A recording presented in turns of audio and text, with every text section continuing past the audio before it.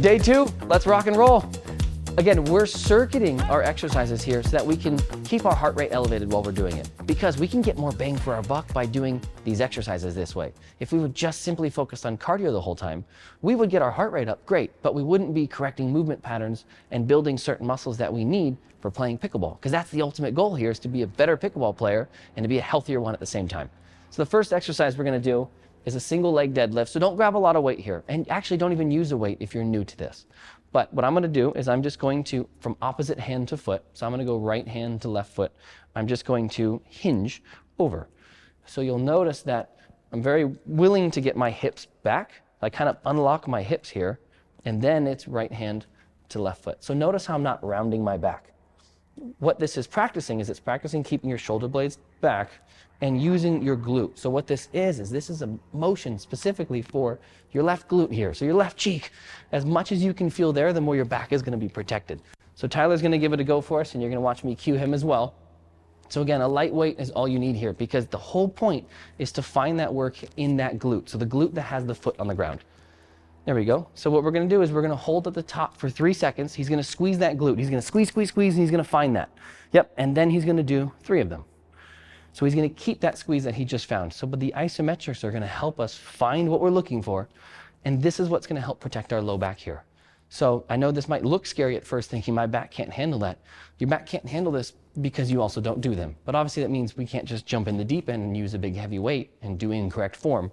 You really, really want to make sure that you're really keeping this in the glute, because proper glute activation is what's going to protect your low back. When we're playing pickleball and we're at the kitchen line and we're leaning forward, if we're using our back to get up instead of our glutes, which is very common, that's how we can have back injuries. How'd that feel? It's burning my butt. There you go. There you go. That's a good thing when it comes to this. Awesome. So the next one we're going to do is, we're going to do the row. So same thing, he can choose the same weight here. This is going to be working our back muscles instead. So again, we're going to be very, very particular on where we hit this. So you might have seen a row done before. You want to demonstrate? I'll show one, yeah. So I'm just leaning over and supporting myself, because I don't want to have to do anything besides rev this thing like a chainsaw. So if you see my hips moving, I'm cheating. It means I'm not using the correct muscles here. So I'm trying to make nothing move other than my elbow back to my hip. And what I'm trying to do is I'm trying not to use my bicep. I'm trying not to just pull it this way. I'm trying to just think of my hand as a hook. I'm just holding this because I have to. And then I'm just driving my elbow back to my hip. Hopefully I'm feeling all of it here on this side. This is going to help you with posture. This is going to help us keep the shoulder blades down and back and strong for pickleball. Tyler's got this. Awesome. Yep. Good. Perfect. So he's looking for it all right here. Exactly. And that's tight. He's getting it. So same thing here. We're going to try to have him, he was going to hold. So same, if he jumped into it, we're going to have him hold for 5 and then do 5. This isn't rocket science. It doesn't have to be done in that way. We just want to find those isometrics to then make this a little bit more challenging. So if this isn't the same weight that you'd be able to do, then Tyler would be plenty strong to do a lot more weight than this. But by spending time holding this and trying to make this as hard as possible, you're going to get a whole lot more out of this. He's really, really squeezing this, so it's going to help him make sure to not miss the exercise and share too much of it in the shoulder and the bicep. But it's also going to make sure that he's nice and stable. Yep, exactly. Perfect. So see how his shoulder's not getting any closer to his ear? That's a good thing. If he was shrugging this, we'd be missing the point. He's getting it all here. He's thinking driving his elbow back to his hip, and his hand is just a hook to hold it. Awesome. Good job. So the next one is we're going to do hammer curls. So it just means we're going to do a curl up and down. So we're going to do it up and down with our knuckles of our thumb just facing up. This would be regular. This is this. It's just going to attack a different part of the bicep, one that we don't usually talk about or use, but it is one that's very important when we play pickleball. When we hit big drives in pickleball, we're not hitting them like this. We're hitting them with our palm open and maybe our palm down, and then we're swinging through with our shoulder. So there's a lot of demand on our bicep being elongated and then under tension and pressure from the ball. So what we're going to do here, same thing, 5 seconds, we're going to hold up. But what you're going to notice is when I'm holding for 5 seconds, I'm not holding it at the top. This isn't doing anything. Now gravity is just holding it down. So I'm going to actually stop here and really squeeze here as much as I can. So my hand again is just a hook to hold the weight. I'm squeezing for 5 seconds, and then I'm going to do 5. I'm trying to make myself shake. Yes, we can do more weight than this, but I want to challenge you to see if you can make this harder to do. If you can make 5 pounds very difficult, then you can earn the right to go up later. Perfect. So one thing that we're gonna actually have him do a little differently at the beginning, we jumped right into it and he's doing a good job. But there's a tendency when we first get into it to maybe have our shoulder be this way. So see if you can kind of set your shoulders up and back. Yep, now he's nice and stable. See how I can't move him? Now his neck isn't gonna have to do any work to hold this weight. It's not a giant deal when it's only 5 pounds, but when you start to use more weight, I don't want your neck to have to do anything.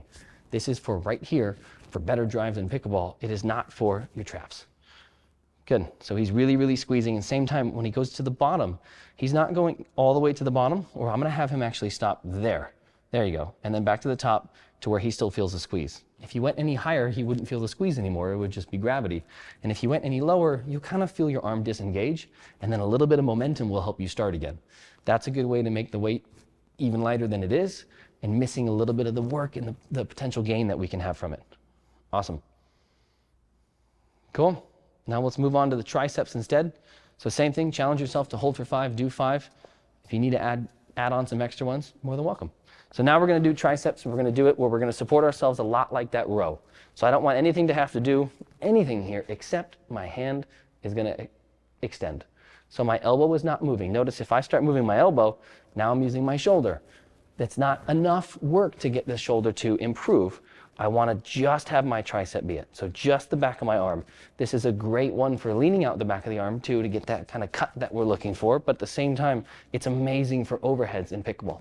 A lot of times when we're hitting overheads, we think too much about being a giant unit, kind of like we're doing a sky hook in basketball, instead of snapping with exactly these muscles here. So if you want stronger overheads, we're gonna do it right now. Awesome, yep. He's just nice and stable. His elbow's gonna stay locked, and he's just extending, perfect. So he's feeling that right here in the back of this, and then he's using this opportunity to really, really squeeze and hold it, using that isometric hold, exactly. Yeah, he's shaking, see? If you can get yourself to shake with light weights, that's incredible. That is really, really good. That means he's doing a really good job of squeezing in the right area, and that's what's gonna get all this to be worthwhile. Perfect. Again, as you start to get the flow of this, even though we're being pretty picky on certain muscle groups, we're doing that so that we can do this into a circuit. So he's doing all one side right now, and then we're gonna do the other side as well. We're gonna try to do that 3 times throughout the day. If you only have time to do 1 round and you gotta go, you gotta pick up your kids, you gotta go to the pickleball court, whatever it is, totally fine. Get the other 2 in the rest of the day as well. It's not mandatory that this has to be in one big jump, because this is your overall health that we're talking about here. So we're gonna make sure that you're staying active throughout the day by sprinkling these in, and you're really gonna feel better as a result.